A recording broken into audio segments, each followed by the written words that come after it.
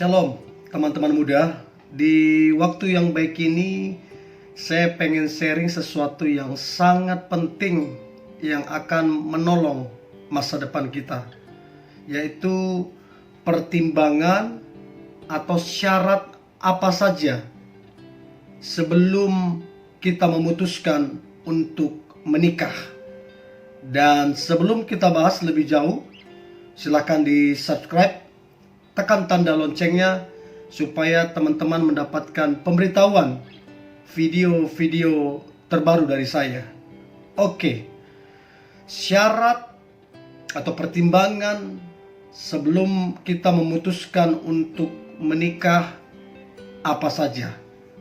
Nah, teman-teman mesti tahu dulu bahwa pernikahan adalah sekali seumur hidup.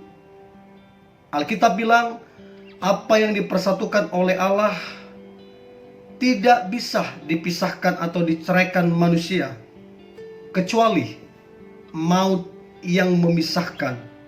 Artinya alasan apapun tidak membenarkan perceraian. Sebab Alkitab bilang kecuali karena maut. So, ini sangatlah penting untuk kita mengetahui apa yang harus dilakukan supaya kita tidak menikah dengan orang yang salah. Untuk itu teman-teman muda, sebelum kita memutuskan menikah dengan seseorang, maka pikirkanlah baik-baik. Pikirkanlah matang-matang. Sebab begitu sudah diberkati di gereja, maka dengan alasan apapun, baik sakit, mau penyakit, mau kemiskinan, mau tantangan, mau masalah apapun, sudah tidak bisa lagi pisah atau cerai kecuali maut yang memisahkan. So, saran saya, jangan tergesa-gesa ingin menikah. Bagi saya secara pribadi lebih bagus terlambat menikah daripada salah menikah dengan seseorang. Saya ulang, lebih bagus terlambat menikah daripada salah menikah dengan orang yang salah. Pernikahannya tidak salah, yang salah orangnya. So, hati-hati. Nah, berikut ini saya berikan ada 7 syarat untuk teman-teman muda bisa pikirkan dengan baik-baik. Apabila ketujuh syarat ini tidak ada di dalam dia, entah satu atau dua, kalau tidak ada di dalam dia, maka jangan coba-coba untuk menikah dengan dia. Atau tidak, kamu akan menyesal seumur hidup. So, 7 itu apa saja? Yang pertama, syarat atau pertimbangan sebelum kita memutuskan untuk menikah. Yang pertama adalah seiman. 2 Korintus 6 ayat 14. Janganlah kamu merupakan pasangan yang tidak seimbang dengan orang-orang yang tak percaya. Sebab persamaan apakah terdapat antara kebenaran dan kedurhakaan? Atau bagaimanakah terang dapat bersatu dengan gelap? Alkitab bilang dengan jelas, janganlah kamu merupakan pasangan yang tidak seimbang dengan orang yang tidak percaya. Kata jangan berarti itu larangan. Kata jangan berarti itu perintah. Kalau Tuhan larang, maka Tuhan tahu itu bukan yang terbaik. Kalau Tuhan larang, berarti itu berbahaya. So, jangan kasih alasan apapun dengan ngomong, Pak, nanti kita bisa menangkan. Nanti waktu menikah katanya dia pindah agama. Jangan. Sebab Alkitab bilang, janganlah kamu merupakan pasangan yang tidak seimbang antara terang dengan gelap, antara orang-orang yang tidak percaya kepada Kristus. So, kalau Tuhan bilang jangan, maka Roh Kudus tidak mungkin. Karena begini, karena Roh Kuduslah yang menginsapkan dosa manusia. Artinya Roh Kudus tidak mungkin melanggar firman-Nya. Gak mungkin. Jadi jangan bilang aku akan menangkan. Manusia gak bisa menangkan. Yang bisa menangkan jiwa-jiwa itu Roh Kudus. Manusia itu cuman alat. Nah, masalahnya Roh Kudus tidak mungkin melanggar firman-Nya. Oke, itu yang pertama. Jadi kalau pasanganmu beda keyakinan, beda agama, maka dengarkan baik. Jangan coba-coba bawa ke pernikahan.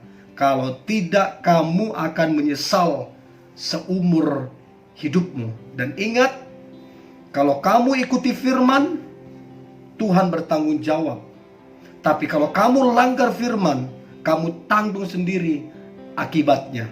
So, jangan coba-coba menikah dengan beda agama ataupun menikah dengan beda keyakinan. Jangan coba-coba. Itu yang pertama. Syarat yang pertama adalah seiman. Syarat yang kedua adalah dewasa. Umur tidaklah jaminan seseorang dewasa. Jadi kalau pacarmu umurnya mungkin 35, 36, 37, tapi sifatnya kekanak-kanakan, jangan coba-coba menikah. Jadi kata dewasa di sini adalah respon dan cara pandang dalam kehidupan. Saya banyak sekali jumpai hubungan yang akhirnya pisah, pernikahan yang akhirnya pisah. Karena apa? Salah satu dari pasangannya tidaklah dewasa. Begitu ada masalah, langsung lari ke orang tua. Begitu ada masalah, langsung caci maki. Nah, kenapa? Keduanya tidak dewasa. Bahkan ada juga yang lebih fokus kepada hobinya, lebih fokus kepada games daripada pasangannya, daripada istrinya, daripada keluarganya. Karena apa? Tidak dewasa. Ya, itu penting banget. Sebab kedewasaan itu bicara tentang respon dan cara pandang dalam kehidupan. Orang dewasa tahu bahwa prioritas dia sekarang bukan games. Prioritas sekarang dia bukan hobinya, tapi prioritas dia sekarang adalah istri, keluarga, anak-anak, dan tentunya pasti Tuhan. Itulah prioritas dia. Tapi kalau tidak diprioritaskan, maka dia bukanlah pribadi yang dewasa.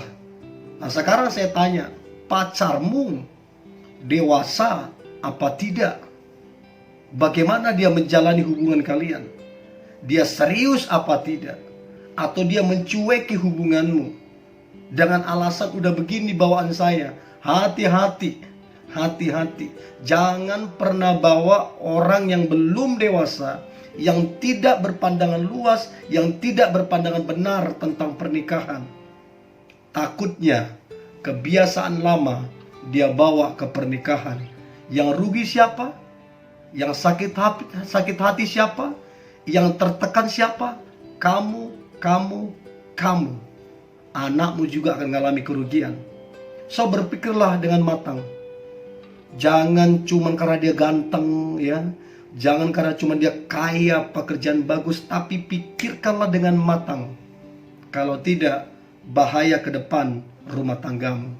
Itu yang kedua. Syarat yang ketiga, sebelum kita memutuskan untuk menikah, maka syarat yang ketiga adalah bertanggung jawab. Ini hampir sama dengan poin kedua, cuman yang ketiga ini bertanggung jawab ini lebih spesifik. Apa artinya bertanggung jawab? Bertanggung jawab artinya begini, dia bekerja keras, dia menabung. Jadi kalau pacarmu yang sekarang pemalas, suka tidur, bahkan dia minta uang sama kamu, tidak suka menabung, maka dengarkan saya baik, bahaya sekali kalau kamu bawa dia ke pernikahan, bisa menyesal nanti hidupmu. Ya, jadi kalau dia bertanggung jawab, cara ceknya bagaimana? Dia bekerja. Ya, ini sekarang masalahnya bukan masalah mesti gaji 10 juta, bukan gaji 20 juta. Paling tidak dia kerja, dan dia bekerja sesungguh-sungguhnya, dan dia bekerja keras. Artinya apa saja dia akan kerjakan yang positif selama itu menambah penghasilan. Ya, jadi dia memaksimalkan dirinya.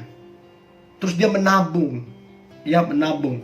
Nah, kalau pacarmu ya cuman nganggur, malas cari kerja, bersungut-sungut, ya, menyalahkan orang lain, menyalahkan situasi, dan mengandalkan kamu, ya elah, begini kamu mau bawa ke pernikahan, aduh bahaya, bahaya, kamu akan jadi tulang punggung, kamu akan jadi tertekan, kamu akan disusahkan. Sebaiknya orang-orang begini kamu tegasin. Kalau tidak mau berubah, masih malas, bersungut-sungut, alasan ini itu, sebaiknya break dulu. Jangan buang-buang waktu dengan orang-orang yang seperti ini. Ya, jadi menikahlah dengan laki-laki yang bekerja keras, yang memaksimalkan dirinya, yang menabung, sehingga ketika engkau menikah, dia bertanggung jawab denganmu, dia bertanggung jawab dengan anakmu, dia bertanggung jawab dengan rumah tanggamu. So, sekarang saya mau tanya, pacarmu sekarang bertanggung jawab atau tidak? Kalau tidak bertanggung jawab, tegas terhadap dirimu. Tegas. Supaya engkau tidak menyesal di kemudian hari. Terus yang keempat, syarat yang harus dilakukan sebelum memutuskan untuk menikah dengan dia. Syarat yang keempat adalah berkomitmen. Apa artinya berkomitmen? Di hatinya, di pikirannya, di matanya, cuman satu-satunya kamu pasangannya. Artinya apa? Dia tidak melirik sana sini. Dia tidak sedang menggoda sana sini. Artinya mata keranjang, buaya darat. Nah, orang-orang seperti ini yang tidak bisa berkomitmen, maka saran saya segera tinggalkan. Kalau tidak, bahaya kehidupanmu. Kamu udah tahu, dia chat sana sini, ya kamu udah tahu. Terus dia lirik sana sini, terus dia coba merayu ke orang lain. Mungkin kamu cinta, tapi kamu coba ingatkan. Tapi kalau terus masih di situ, maka saran saya segera tinggalkan. Kalau tidak, ke depan rumah tanggamu akan berbahaya. Akan berbahaya. Bagi saya, kesetiaan, komitmen itu harga mati. Tidak bisa dibeli, tidak bisa ditawar-tawar. Harga mati. Makanya bagi saya, rahasia kesetiaan cuma satu. Rahasia kesetiaan adalah rasa cukup. Kalau kita cukup, maka ini akan buat kita setia. Memang di luar sana banyak yang lebih ganteng, memang di luar sana banyak yang lebih cantik, tapi pasangan kita cukup bagi kita. Itulah rahasia kesetiaan.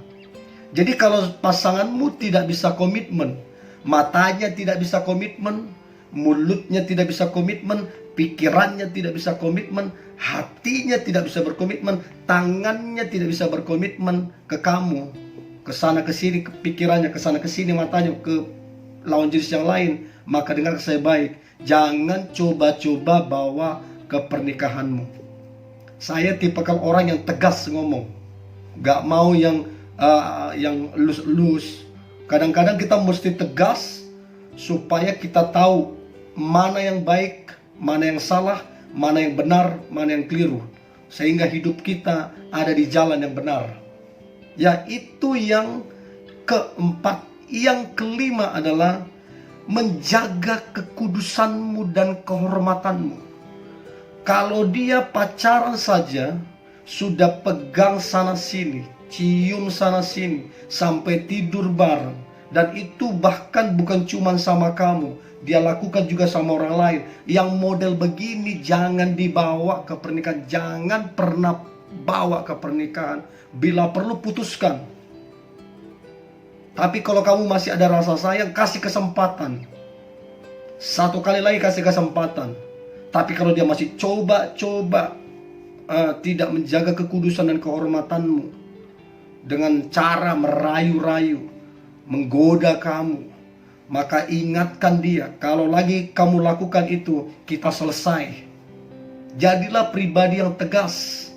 Jangan yang alay, jangan yang tidak jelas, tegas. Supaya engkau mendapatkan yang terbaik di dalam kehidupanmu. Nah, sekarang saya tanya, apakah hubunganmu, pacaranmu menjaga kekudusan atau tidak? Kalau tidak menjaga kekudusan kehormatanmu, maka pikirkan baik-baik. Jangan terburu-buru bawa ke masa depanmu. Jangan terburu-buru bawa ke pernikahan. Kalau tidak, engkau akan menyesal seumur hidupmu. Itu yang kelima. Sedikit lagi, yang keenam. Syarat yang harus kamu punya sebelum menikah. Yang keenam adalah tidak kasar, namun orangnya sabaran. Saya percaya orang kalau sungguh mengasihi Tuhan, sekeras apapun pasti berubah. Pasti berubah, pasti berubah. Saya banyak ketemu kok yang begitu. Dulu suaminya kerasnya luar biasa. Dulu suaminya menakutkan. Tapi begitu berjumpa dengan Tuhan, berubah drastis. Jadi sabar dan lemah lembut. Jadi kalau pasanganmu kasar, masih pacaran sudah main tangan, main pukul, memaki, menendang segala macam.